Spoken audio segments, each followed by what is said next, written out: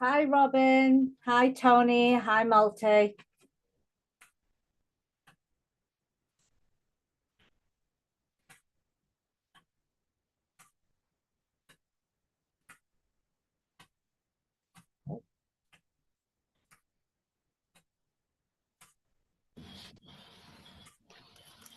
Hi, Malte. Hope you're doing well.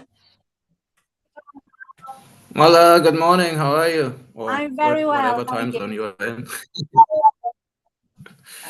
I'm Excellent. good. I'm good. Trying to fight the rain. Fight the rain. Keep fighting it. Welcome, Tracy. How are you doing? You're muted, my love. I can't hear you. How are you Okay, I'm doing? doing well, thank you. Excellent. Welcome. This is your first time, I believe, to the forum. It's my second. Oh, yes, I yes. was I here do for remember. the last one. Yeah, Yes, I remember. Well, welcome again. Hello, thank Tony. you. Definitely I'm remember here. you. Welcome back again. Yeah, And I'm here. Still breathing. still breathing, still going. Good to hear. Krista, welcome back as well. And Robin, when he eventually connects to audio, I think he's having some problems, but welcome again, Robin. Okay, so I'm just going to let the room circulate for a couple of more minutes just to see who else is joining us. But in the meantime, what I'd like you to do is go into the chat and put in what you'd like to get out of this session. You are giving me 45 minutes of your precious time, which I thank you for, but I'm sure you're not just giving it to me for the sake of it. You wanted to get something out of this session. So go into the chat right now and put in what you'd like to get out of this session. That way I can see whether I covered it. If I didn't cover it, hopefully we'll be able to cover it in the Q&A portion of the forum. And if it's a really big topic that I can't cover, then I will do a forum meeting on that topic. So either way, you will get answers and solutions to your questions. So if you go into the chat now and put in your details, oh, we've got some more people coming in.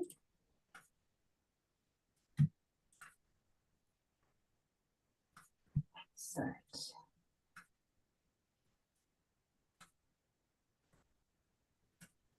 I think Robin has having some real difficulties connecting to audio. Hello, buddy. Welcome to the forum. How are you doing? I'm all right. How are you? I'm very, very well. Welcome. I don't think I've seen you before. I think this might be your first time. Well, I'm not a morning person, so I'm usually not ready for I Zooms at feel this time. honored that you've got out of bed just for me, buddy. I feel very honored. Thank you so much and welcome to the Yeah, forum.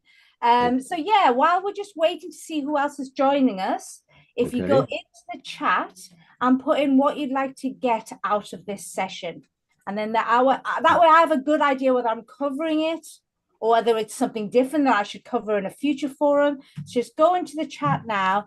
So Tony says, just want to listen. That's fine by me, Tony. You can listen.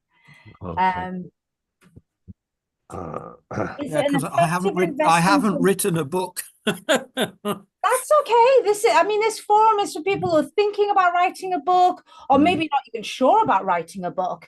But that's what this forum is about, to discuss ideas and whether it's right for you. So Tracy says, is it an effective investment to employ a marketing resource consultant to help with targeting your book, or is it sufficient to do on your own? Very good question. Very good question, Tracy. Hopefully we will cover that. Krista, thoughts on niching down versus realistically reaching out to people you're in touch with? Very good. How to identify a target audience? That's exactly what we're doing today, buddy. So we'll be able to do that. Absolutely.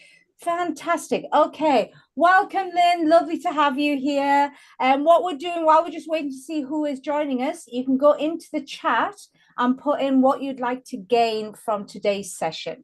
So if you just go into the chat, and then that way I know, hopefully I will cover it, or if not, we'll cover it in the Q&A portion of the forum.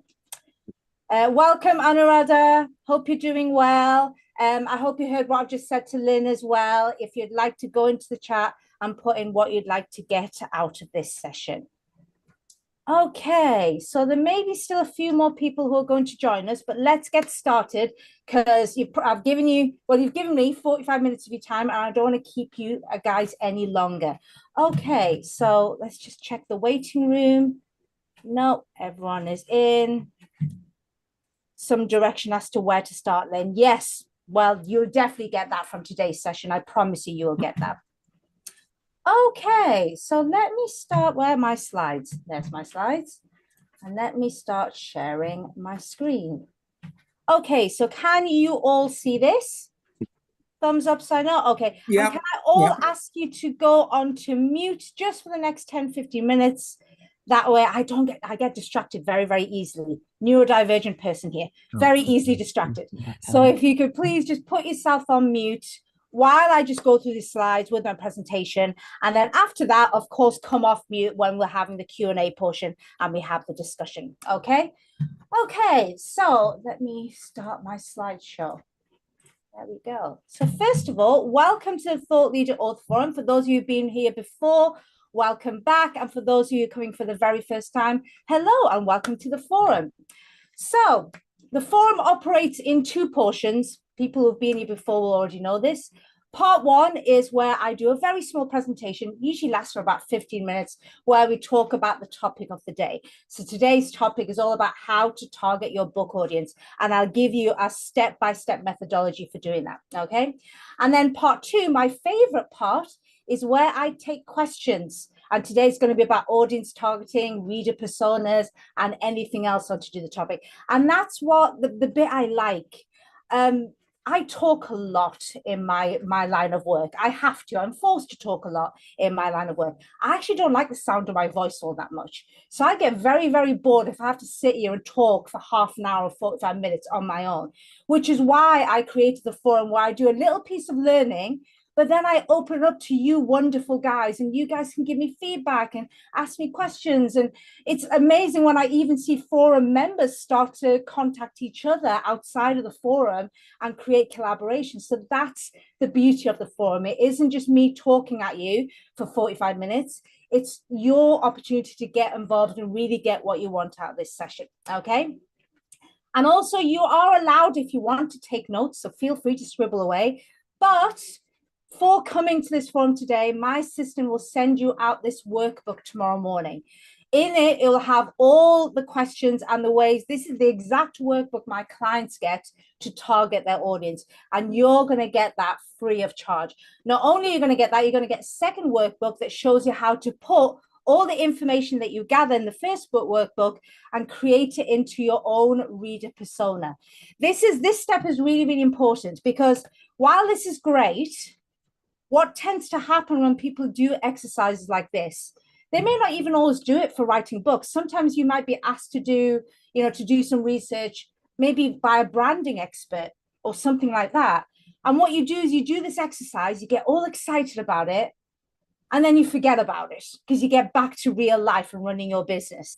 Because chances are you're not going to read 4 or 5 pages of questions and your answers ever again.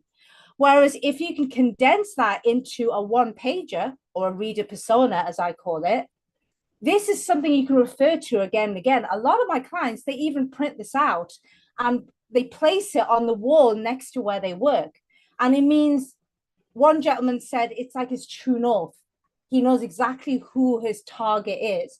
And that means when he's writing his book, and not even just his book, whenever he's writing any social media posts, when he's writing articles, blogs, anything like that, it means that he has his true north. He knows exactly who his information is for.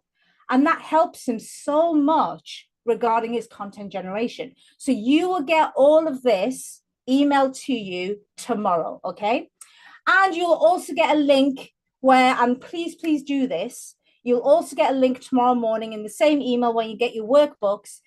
You'll get a link where you can choose for us to donate to one of these incredible causes, just to thank you for coming to the forum today. So do make sure you do that. It doesn't cost you anything apart from a few electrons when you click a link, and that's all it's going to cost you.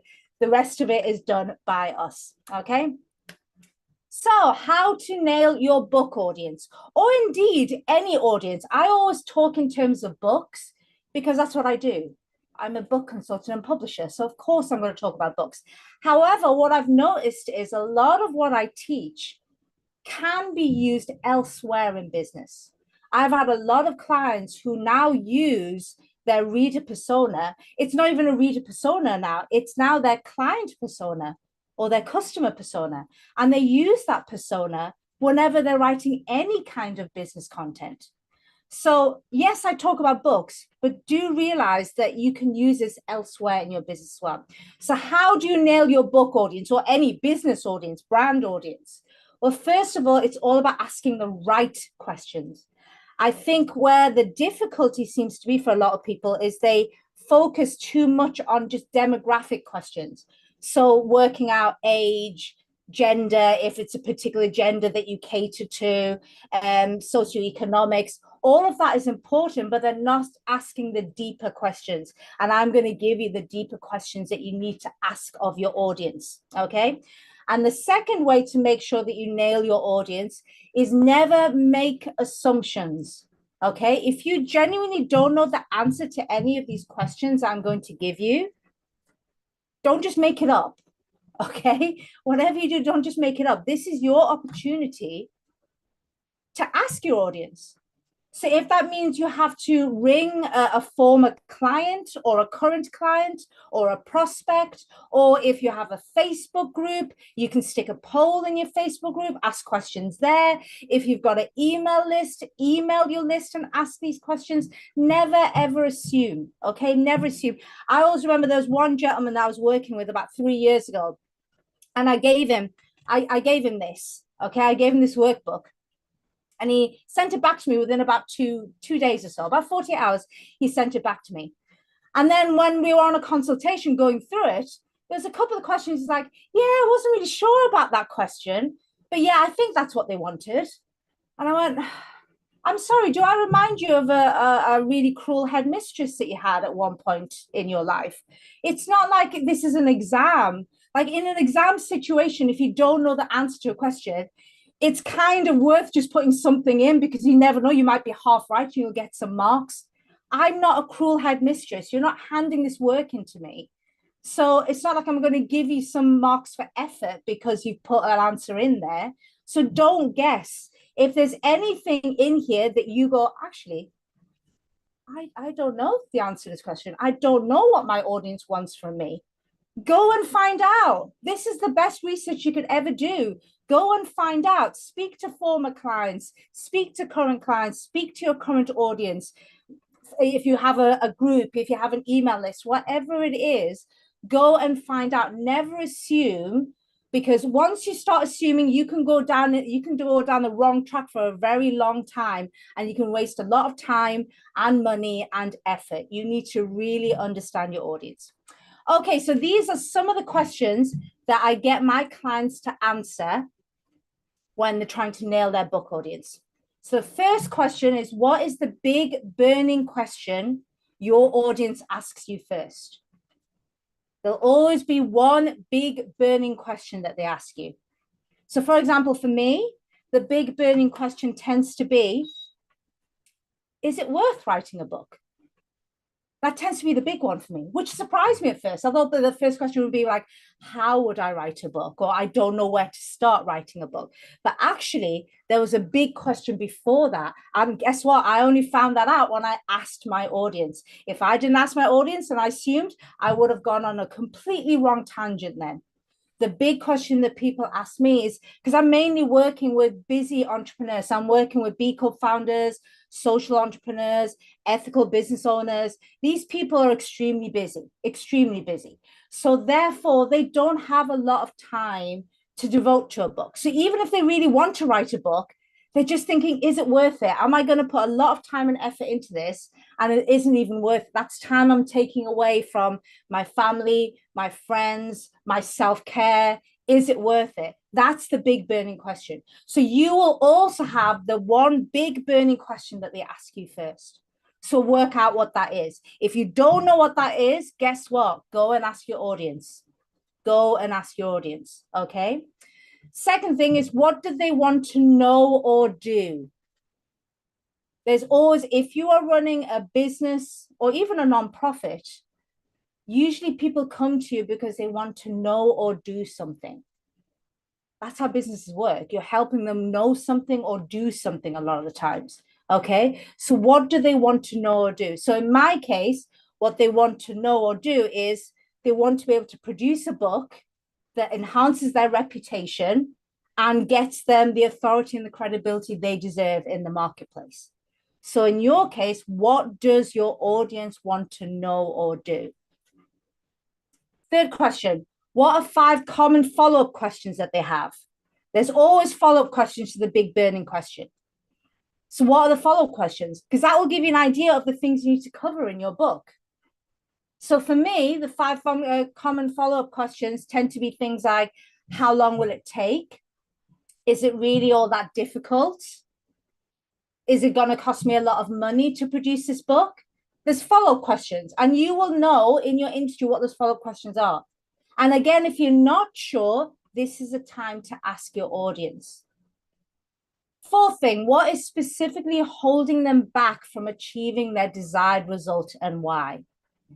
What is specifically holding them back? And be as specific as possible. So let me give you an example of my audience. So what's specifically holding them back? Well, first of all, they tend to be very time poor. Secondly, the big issue they tend to have is they have all this amazing expertise buzzing around in their head, but they have no idea how to download it into a book that actually makes sense. So there's specific things that are holding them back. And that's going to help you. That actually, asking this from my audience, realizing how time poor they are, that actually helped me create my program. So I created my program so it's completely modular and step by step, because I realized the people that I'm serving, they're so time poor that they can't even give themselves half a day a week to write their books. They literally have an hour or half an hour available here and there during their day. So I had to come up, and I'm just letting a few people in. Okay, there we go. I had to create something that was so modular that they can pick up and drop off whatever they want. And that's why my program is so popular. So can you see how it really helps you to really understand your audience? Not only does it help you write the best book possible, it also helps you with other things. It helps you with other content. It even helps you with creations of programs and services and products that you want to bring to the market.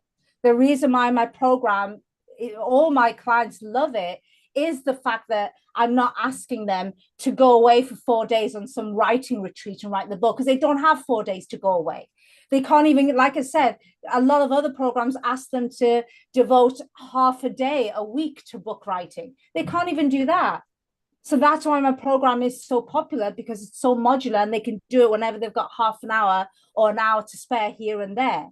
So ask yourself, what is specifically holding your audience back from achieving their desired result, and why is it holding them back? When you can truly understand that, not only will you be able to write an amazing book, that will help you with everything else you do in your business, your brand, your nonprofit. Okay.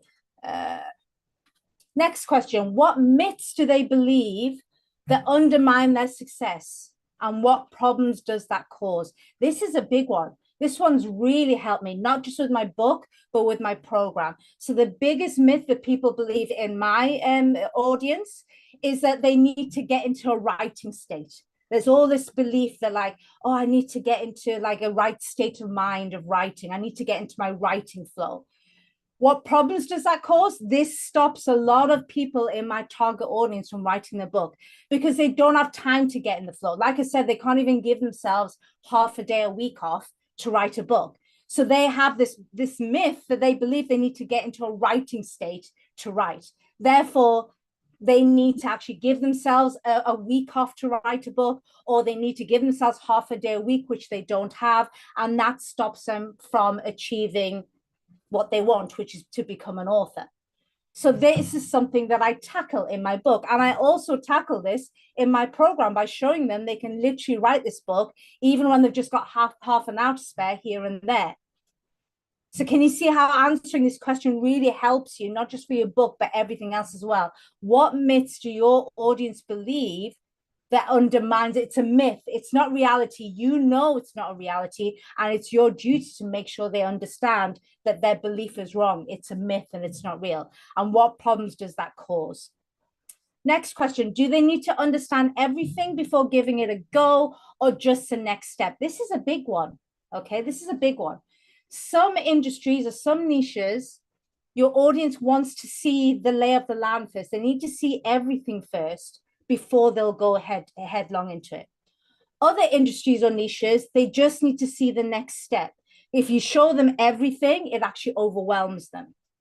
So you've got to figure out where your audience lies. So let me give you an example. My audience, they need to really see the lay of the land. If I just show them, I'll be able to help you with the planning of the book, that's usually not enough for them. They're like, yeah, but what about the rest? How am I going to write this book? I don't have much time on my hands.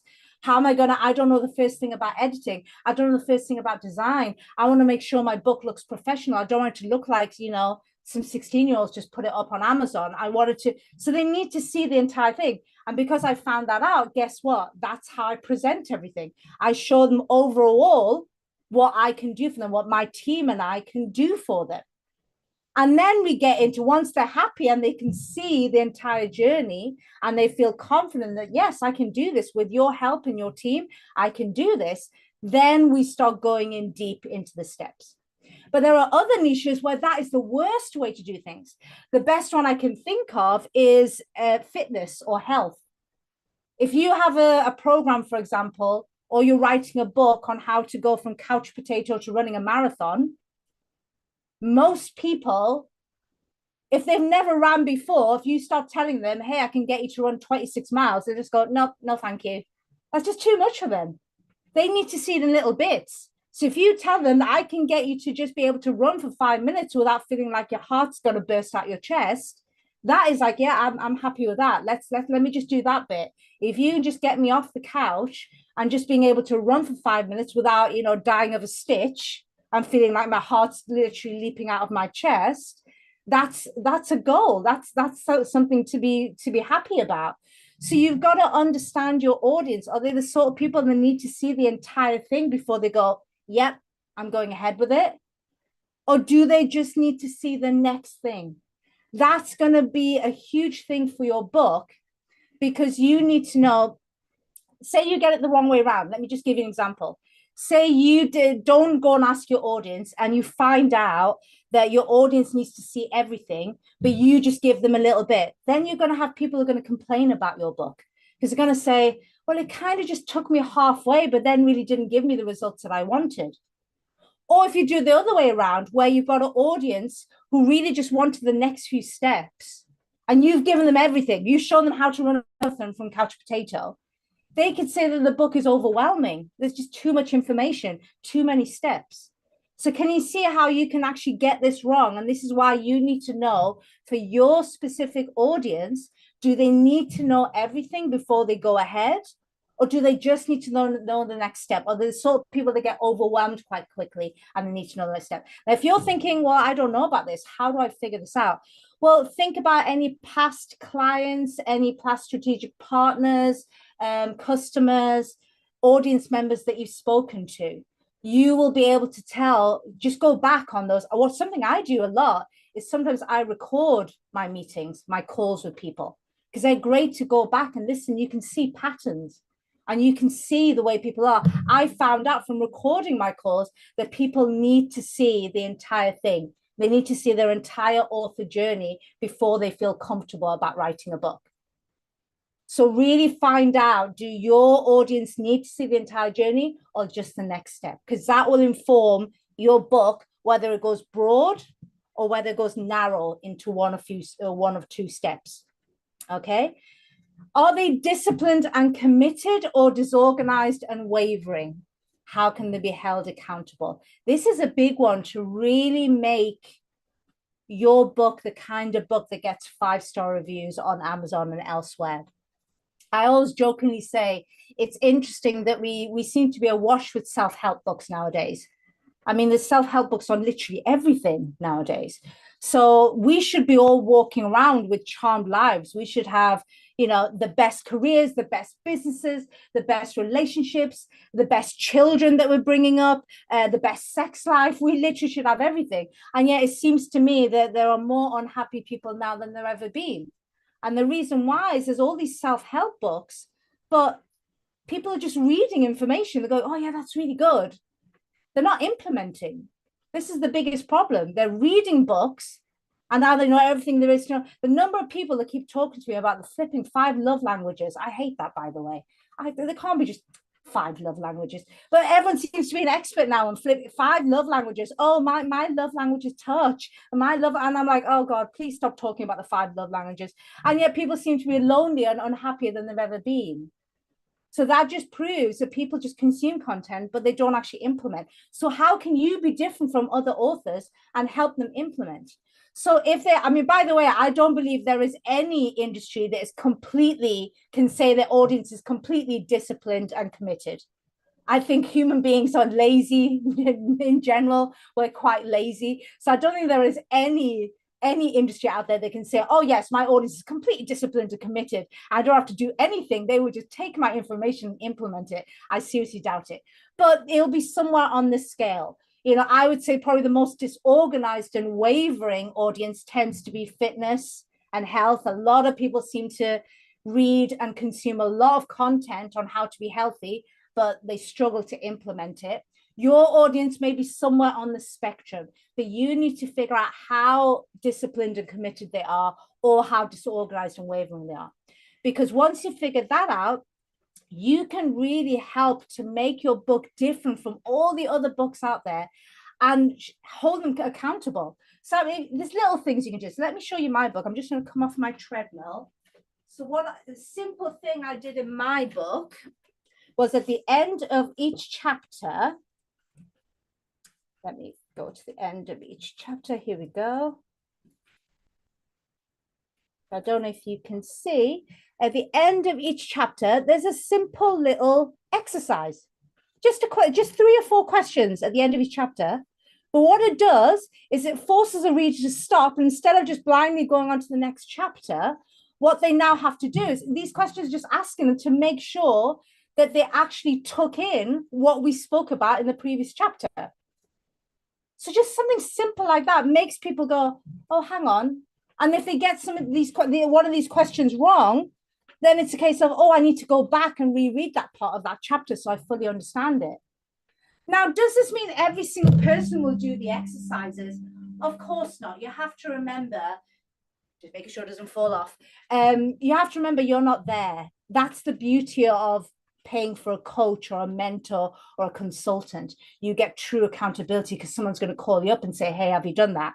You can't do that as an author because someone's, you know, you're not with that person, but you can still give them opportunities to be accountable. And one way to do that is do things like put exercises there. You can do other things that you can put into your chapters to make sure that people are held accountable and they're not doing that thing of just consuming content, but not implementing anything. And there's loads of tricks and different ways of actually doing that as well. Okay. Now, as I've said, you're going to get this sent to you via email tomorrow. This will have all of these questions and a few more that my clients answer. Go and do this. And a big tip I would give you is don't rush yourself. Don't feel like you have to hand this in to me or anything like that. This is for you. I've even had some people take a month or longer just filling this out.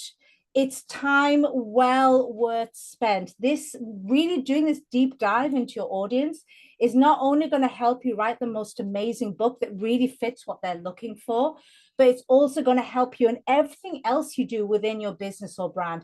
Because like I said, the things that I discovered from doing this helped me formulate the program that I've got now that my clients go through and become published authors. So it really, really helps you to do a deep dive and understand your audience, okay? And you'll also get the second workbook as well, which will allow you, I'm going to show you, even give you an example reader persona.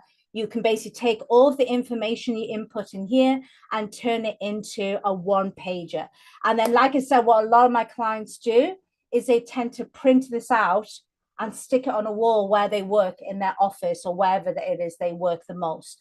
And that becomes a great way to always keep you focused on who your audience is. So you don't, and I even had one gentleman say he really liked it because he gets email. He's on LinkedIn, like I am. That's our main social media platform. And he says every single day he's got emails and messages from people. And, oh, I can do adverts for you. I can do a funnel for you. I can do, I'm sure we all get those messages, don't we? All the time, And he's sort of like, and before he did this exercise, he was always like, oh, maybe I should do this. Or maybe I should be on TikTok because TikTok's big now. Or maybe I need to, email marketing. I need to get back into email marketing. I'm not doing, and he was just flitting everywhere. Now he has his true north. He has his reader persona, or he actually calls it an audience persona because it's not just for his book, it's for his entire brand. He can now sift through these emails and go, well, actually, does this fit? Would my reader persona, would my audience be on TikTok? No, my audience, people in their 50s, they're not likely to be on TikTok. Even if they're on TikTok, they're just watching TikTok. They're not doing anything. So if somebody contacts him saying, hey, I can put you on TikTok and get you loads of leads, he can just politely say, no, this isn't for me. That's not where my audience are. So can you see how it really helps you when you know who your audience is? It actually makes it easier for you to say no to lots of things because you say, but no, that's not where my audience would be, or that's not what my audience wants. So I'm not going to go there. I had somebody say that to me recently. It's like, oh, I can do work for you on Instagram. And I was like, okay, why? They said, well, you can generate leads on Instagram. It's like, I work with B Corp founders and social entrepreneurs, and their natural home is LinkedIn. What would I be doing on Instagram? Like, I'm not an influencer type. I'm not planning on, selling loads of vegan makeup or anything like that. So what would I do? He didn't have anything to say after that because I just called him out. I was like, that's not where my guys would hang out. They wouldn't really be on Instagram for that kind of thing. So why would I really bother being on Instagram? So it really, really helps you when you have something like this, because that's when you can go, yeah, this would work for my business. No, this wouldn't work for my business because that's not what my audience is. Okay.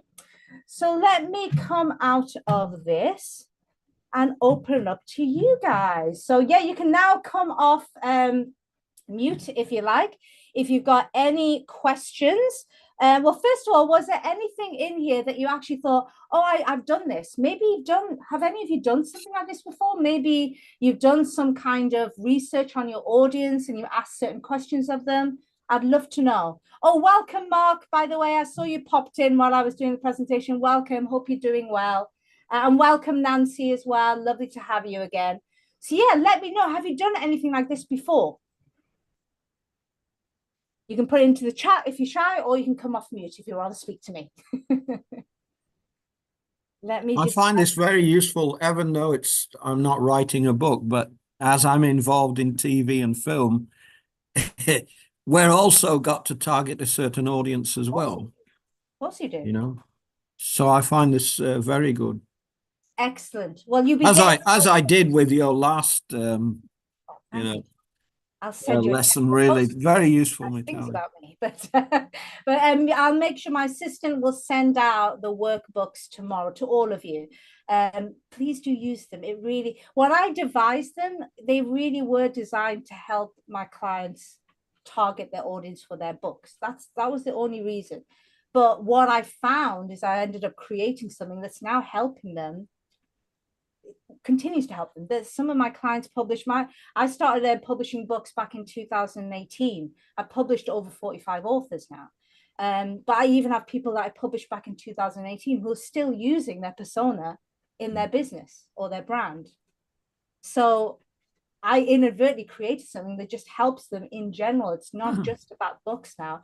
It really helps them understand who their audience is, because it does, like I said before, it makes your life easier when you know exactly who you're serving. You can say no to a lot of things then.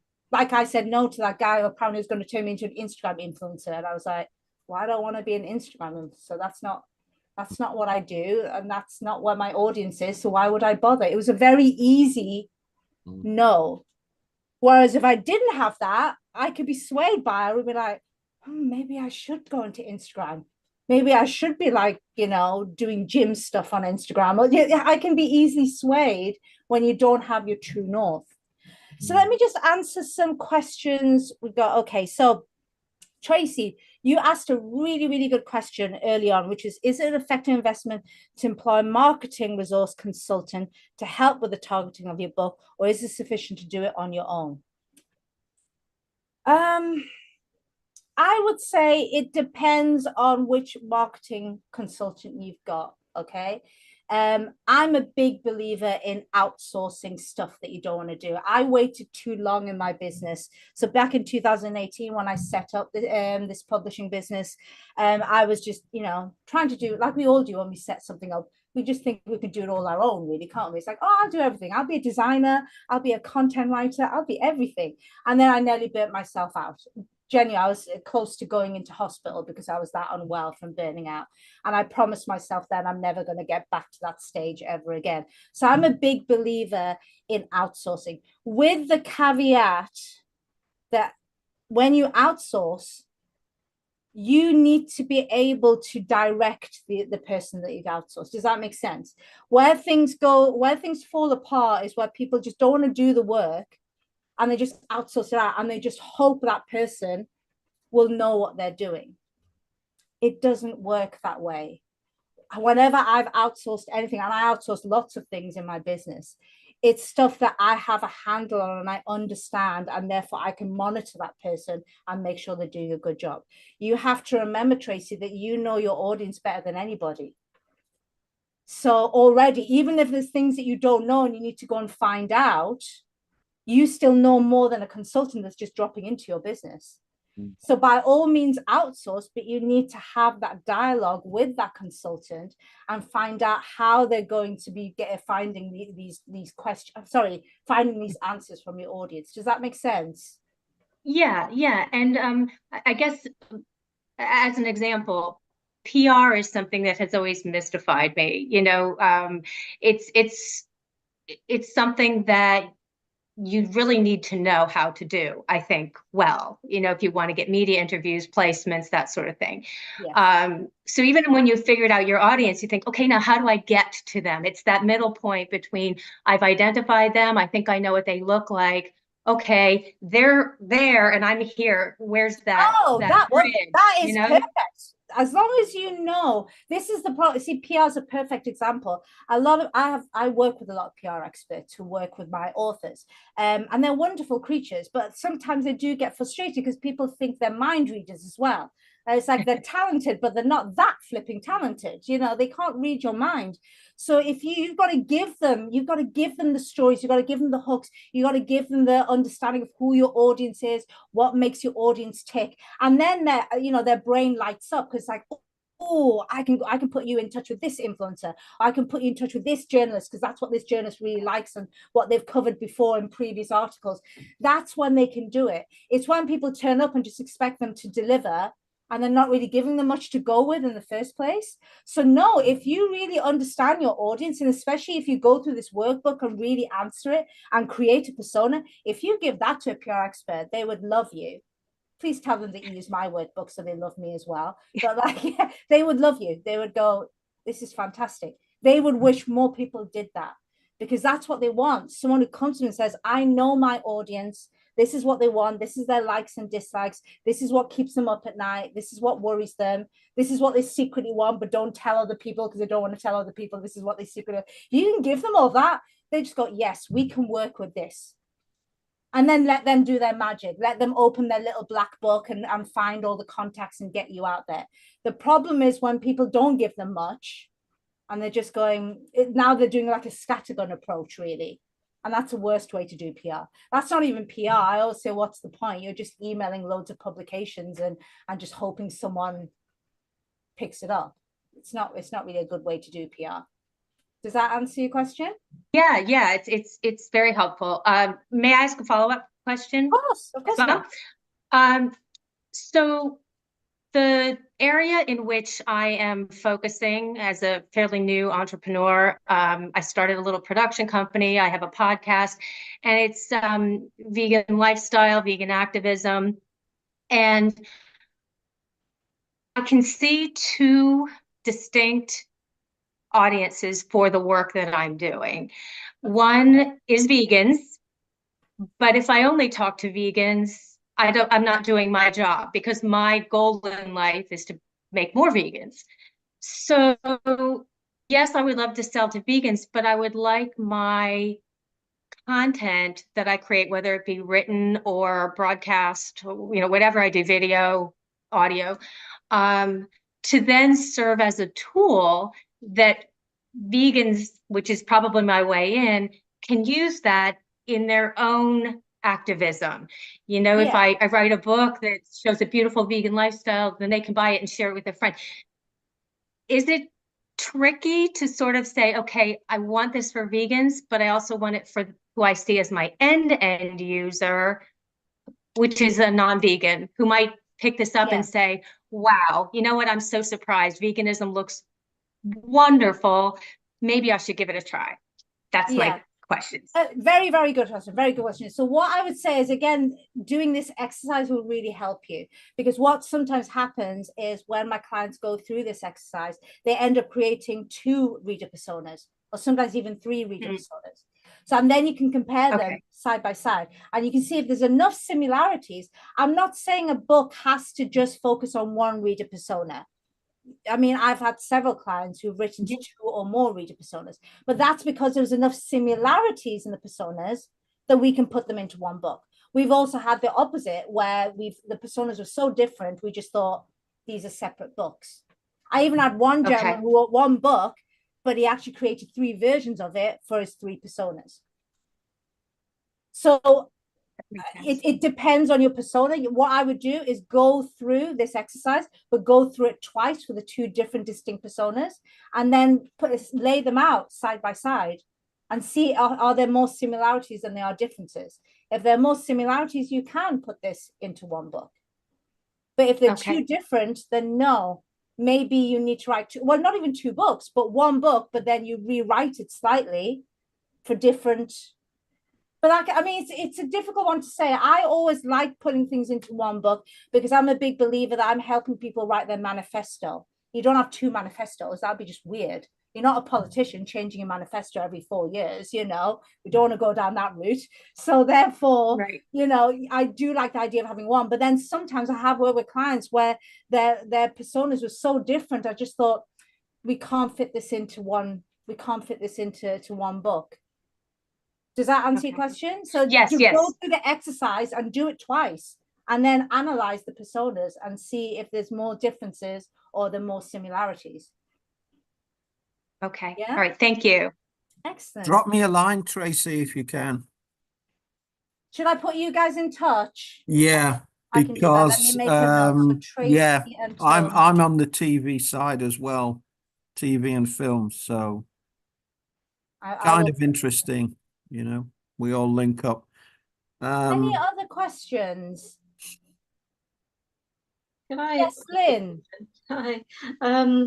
Mine is kind of different, because I actually founded a small charity, and so who my target audience, what I'd like the target audience to be, is people that are interested in about my cause.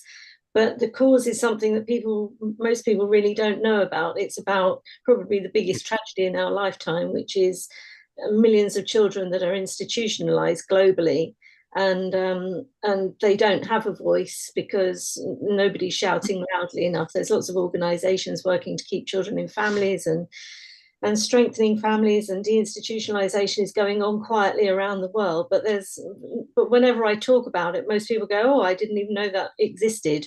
And it's also very difficult to engage with people in a charity which affects nobody, that they haven't got a particular connection with. Yeah. Although I would like it to be about the raising awareness part of it, the other part of it is, I'm told, and people keep asking me about, when are you going to write this book? Because I do have quite an inspiring story, that I was actually a travel director, and it's basically a travel director and a builder that we're working, we've worked nearly 20 years in changing the lives of thousands of people in Sri Lanka now. So there is kind of that part of the story as well, but I don't want it to be like a self-gratification type thing. Yeah, just like a story. You actually wanted to inspire people. So yeah. Yeah. Okay. Yeah. And it's really hard to think where you could think of that target audience when it doesn't really exist. That's a very good question. I think what we would do is we would probably spend time brainstorming this then, because what we need to do is figure out that there will be, even if there isn't a target audience, there's kind of adjacent audiences. I guess it's the people who tend to, I've got a few friends who have young children, and what they also do is they sponsor a child either in Asia or in Africa. And the reason why they do that is like as soon as they had children, and then they realized, wow, how lucky our kids are to have everything. And it almost, I remember one of these friend of mine, she said to me, just, I wanted my kids to grow up knowing they had a brother or sister out there in the world who wasn't as fortunate as they are, because otherwise I'm going to bring up brats, and she didn't want to bring up brats basically. So that could be an adjacent audience, is people who are not, does that make sense? Because that's what those charities have done really well. They've gone after these families who have young children and just played on that and said that, you know, there's kids out there who don't have what your kids have. And that's kind of made them really rethink things. And then we need to support a child out there. So they do that as sponsoring a child in another country. It's something we need to discuss, but there is ways of getting there, Lynn. It definitely is.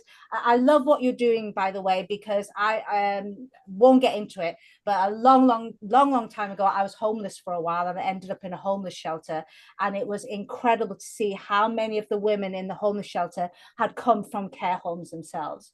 So it's I don't know about the rest of the world, but in the UK, which is meant to be streets ahead from other countries, it's a national disgrace. You know, the number of kids who are first of all in the care system, and then they're literally just thrown out at the age of 18, and they usually end up in homeless shelters, and a lot of them end up in prison as well. Prostitution and criminality and suicide. That was a big way coming from a very comfortable, sheltered Indian background, and then being thrown into that and seeing what was going on. It really opened my eyes to what's going on. So thank you for doing what you're doing. The question you've asked is a little bit too big for me to answer here. In fact, what I'll do, and while I've got everybody, we're coming up to close anyway, is let me show you how to book in a one-to-one call with me, because what Lynn's just said, these are the sort of things I love talking to people about and really hammering out who the book is going to be for and how this book is going to take shape. So let me just show you that. Let me just share my screen. In fact, before I do that, let me put the link into the chat now. So that's where you can book in a call with me. So let me share my screen. Okay, so this is just my Hall of Fame, just a few people who I've worked with who have ended up in a number of broadsheet newspapers, television shows, working with influencers. You know, that's how we get a cause out there, people. There's a lot of people, I love my clients because they're always so humble. They do incredible things, like what Lynn is doing and what Tracy's doing. You're doing incredible things, but I think it's wonderful that I tend to find the more incredible somebody is, the more humble they tend to be. And that's why I keep meeting idiots who haven't done anything, and they seem to talk a lot as well. Tracy's laughing at me because she's like going, yeah, I meet those people as well. And I have to kind of coach my clients to get on stage and get on TV and say, yes, I know you're humble, but sometimes you have to kind of get over yourself and be a little bit bragging if you need to, because that's how you get your mission and your cause out there in a big way. That's the way we live. That's the world we live in. So this is Isla. This is one of my awesome authors who wrote a book about 2 years ago now. She published her book, and it's, as she says, it was made for a busy working adult. She had, at the time, she had 2 young kids. She actually had a day job, so her coaching business wasn't fully fledged at that point. Now it's a fully fledged coaching business because she's doing amazing from it, and she's left the day job. But as you can see, she says, I never thought I could write a book that's quick and helps me attract my soul-aligned audience. That's what it's all about. It's not about just writing a book for the sake of writing a book. It's about attracting your audience. Your core audience should know who you are and think of you as the authority in what you're talking about. So this is what we can discuss. I won't go through this. As you can see, this is the entire roadmap. And this is what my clients go through. And when they go through this, it's literally impossible to fail. The only reason people fail at writing a book and publishing it and getting it to do what they want it to do is because they don't go through this. So this is the roadmap we'll go through, right from starting a book, working out who your audience is, all the way through to things like what Tracy discussed, PR, marketing, all these incredible people that you need to get your mission out there in a big way. So this is what we'll discuss. Part one is we'll discuss your book ideas. We'll work out if thought leadership is right for you. That's the important thing. Are you ready to really get your mission out there? You kind of have to stop being a little bit humble. And you've got to be a little bit more like, I'm going to get out there. So we're going to discuss that. Part two is what process is going to get you there. And then part three, if my program, the Thought Leader Ecosystem, can help. It might not. There are some people I just think, no, this system isn't for you. There are other people that can help you, and I've even been able to point them in the right direction. But if it's for you, we can discuss the ecosystem. We can go through all of this and see how it fits what you're looking for. Okay. So in fact, while I've got you here, I'll just show you how to do this. So there it is. If you click on the link, you'll see this. And you know how this works. You know how Calendly works, don't you? You just click on here and then you find. So I always make sure I clear my calendar for Thursdays and Fridays just for you guys. So you guys are the only ones who get to access me on Thursdays and Fridays, because I just want to, anyone that comes to the forum and wants to talk to me about their books, I want to make sure I have a chat with you. So you can go now, book yourself in. So I've got some time tomorrow and Friday. I've also got some more time the following Thursday and Friday. So you can go now and you can, oh, my phone has just pinged. So one of you has just booked in. So thank you very much. Thank you very much for that. I look forward to speaking to you. Okay. Any more questions? Actually, I'm just going to go through the chat because there might be some things that I missed there. So I know Krista asked me, yes, thoughts on niching down versus realistically reaching out to people you're in touch with.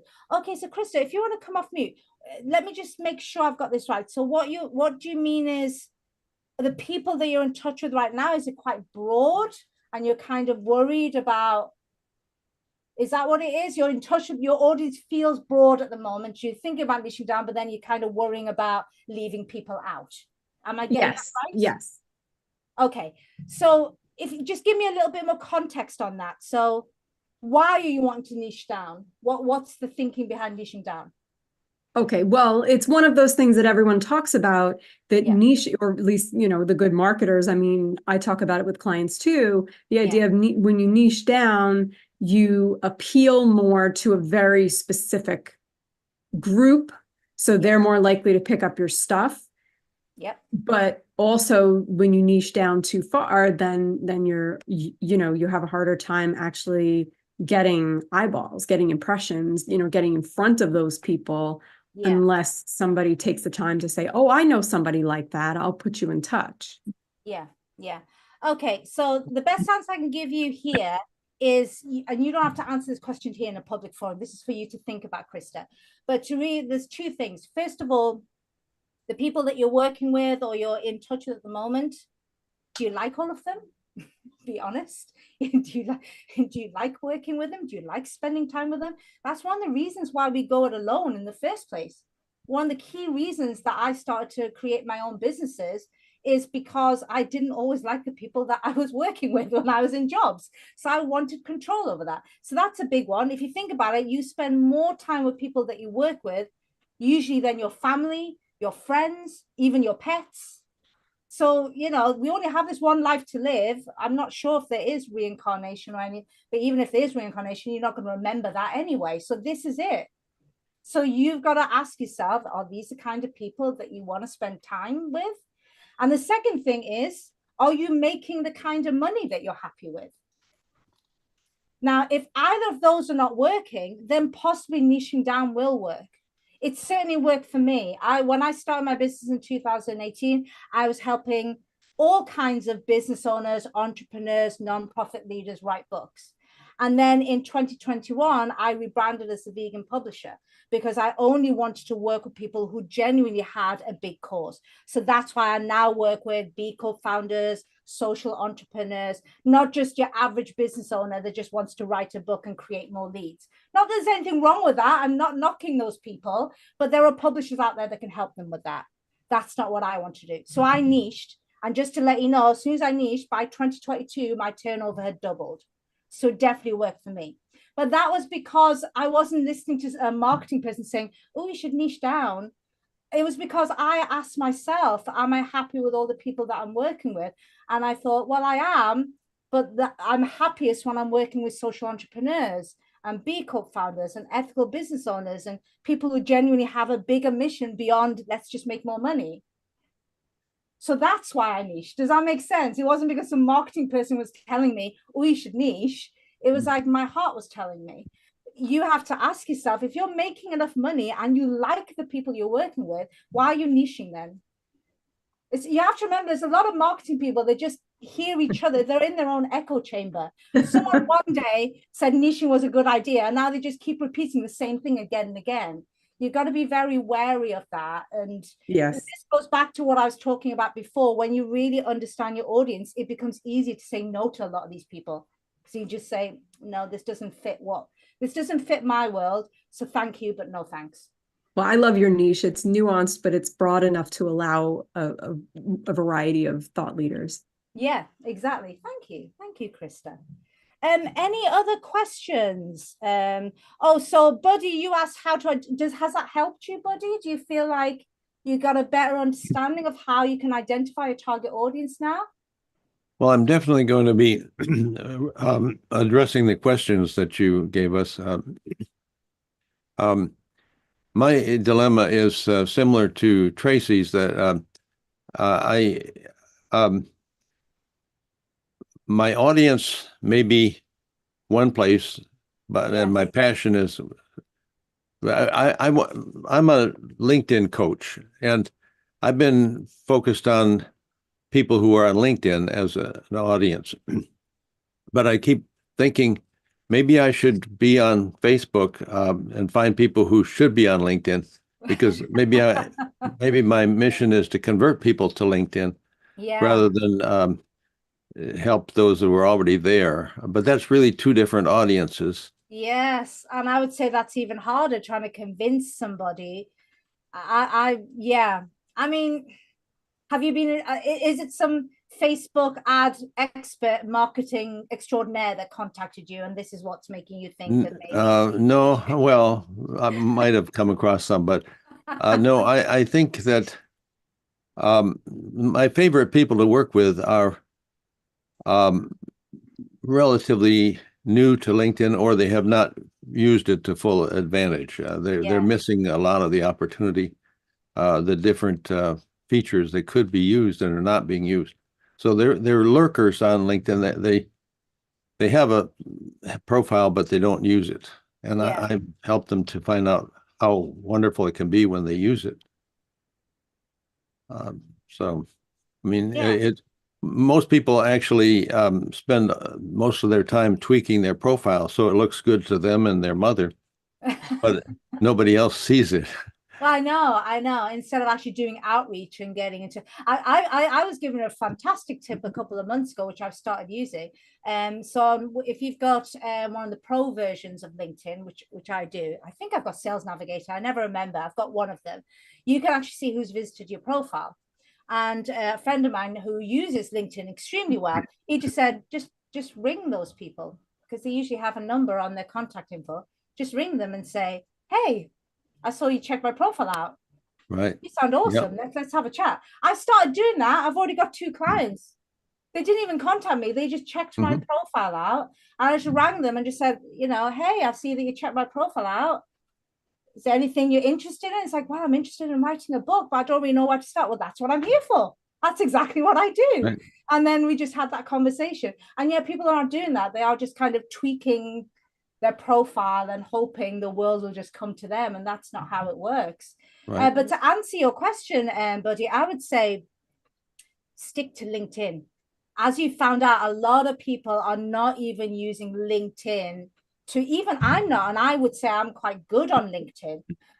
You know, I do lives, but there's still things like I've only just started a newsletter. You know, there's loads of, I'm not really doing regular articles. I know I should, but I just haven't had the time to do regular. There's so much stuff that even I'm not utilizing on LinkedIn. So I think you've got a big enough audience there. I'd be hesitant on going somewhere like Facebook and trying to convince people that LinkedIn is the right place to be. You know, it is an audience. I always say there's nothing wrong with having adjacent audiences, but you need to kind of milk the first audience as much as possible.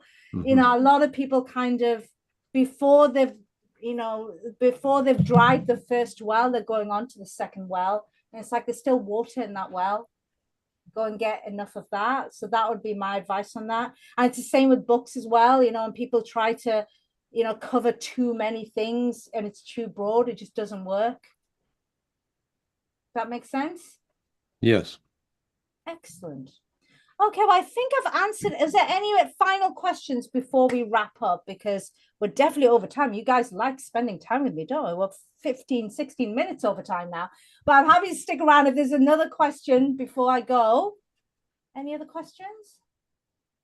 No, okay. Well, thank you so much. Oh, go on, Lynn. I'm trying to find Buddy on LinkedIn, and let me put you. I'm going to make a note because I've obviously got your emails. So what I will do is I will put you in touch via email, and therefore I can make sure that you guys. Thank you. Yeah, it's just Buddy Hodges. Just look for Buddy Hodges Connector. Oh, gotcha. Okay, I was going to ask you, are you connector? Yes. Great. Thank you so much for joining me, everybody. Like I said, you will get the workbooks tomorrow morning, so keep an eye out for that. Also, remember, you'll get a link in the email where you can choose 1 out of 4 awesome causes that we can donate to on your behalf. Okay, so thank you so much for joining me, and hopefully I will see you at a future forum. Thank you, Kelly. Thank you, everyone. Wonderful as ever. Take care, everybody. Thank you. Thank you, Tony. Thank you.